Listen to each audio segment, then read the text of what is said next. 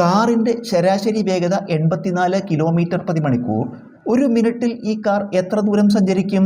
കാറിൻ്റെ ശരാശരി വേഗത തന്നിട്ടുണ്ട്. വേഗത 84 km/മണിക്കൂർ. വേഗത 84 km/മണിക്കൂർ. അതായത് ഒരു മണിക്കൂറിൽ 84 കിലോമീറ്റർ.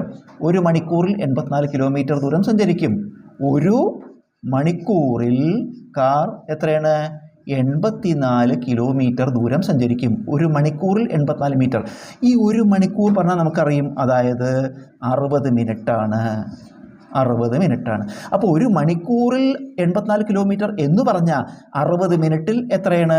84 കിലോമീറ്റർ. ഒരു മിനിറ്റ് പറഞ്ഞാൽ ഒരു മണിക്കൂർ പറഞ്ഞാൽ 60 മിനിറ്റാണ്. അപ്പോൾ 60 മിനിറ്റിൽ 84 കിലോമീറ്റർ. നമുക്കിതൊന്ന് ഒരു മിനിറ്റിൽ ആയതുകൊണ്ട് ഒരു മിനിറ്റിൽ 60 മിനിറ്റിൽ 84.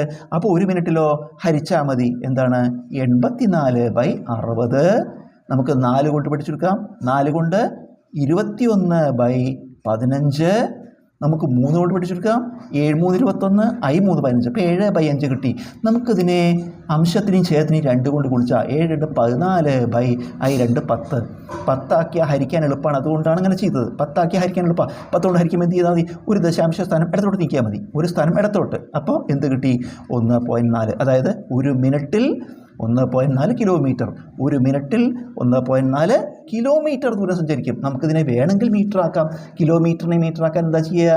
കിലോമീറ്ററിനെ മീറ്റർ ആക്കാൻ 1000 കൊണ്ട് ഗുണിക്കുക. കിലോമീറ്ററിനെ മീറ്റർ ആക്കാൻ 1000 കൊണ്ട് ഗുണിക്കുക. ഈ 1.4നെ 1000 കൊണ്ട് ഗുണിക്കുമ്പോൾ എന്താ ചെയ്യേണ്ടത്? 3 സ്ഥാനം വലത്തോട്ട് നീക്കണം. ഇവിടെ 3 പൂജ്യമാണ്. 3 സ്ഥാനം നീക്കണം. അതിൻ്റെ 3 സ്ഥാനത്ത് ഒരു സ്ഥാനം എവിടെയുള്ളൂ. അപ്പോൾ 2 പൂജ്യം കൂടി ചേർത്തുമ്പോൾ എന്ത് വരും? 1400. ഇപ്പോൾ എന്തായി? 1000 കൊണ്ട് ഗുണിച്ചത് കൊണ്ട് മീറ്റർ. ഉത്തരം 1400 മീറ്റർ.